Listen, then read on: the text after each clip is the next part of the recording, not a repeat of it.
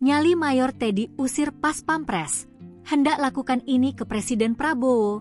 Banjir pujian. Sekretaris Kabinet Mayor Teddy Indra Wijaya alias Mayor Teddy sungguh luar biasa dalam melayani tuannya, Presiden Prabowo Subianto. Hal itu terlihat dalam aksi Mayor Teddy saat menjaga sang Presiden Prabowo yang tak pernah lengah dalam kondisi apapun.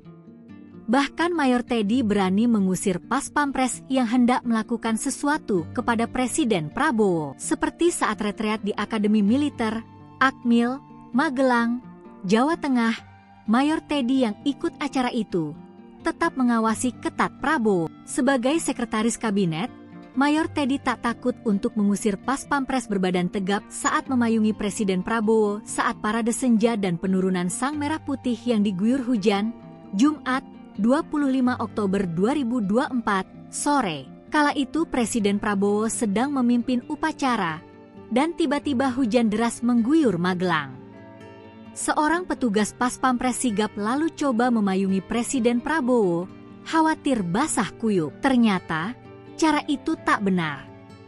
Mayor Teddy langsung menggunakan kode tangan memberi perintah kepada anggota pas Pampres itu menghentikan upaya memayungi Prabowo.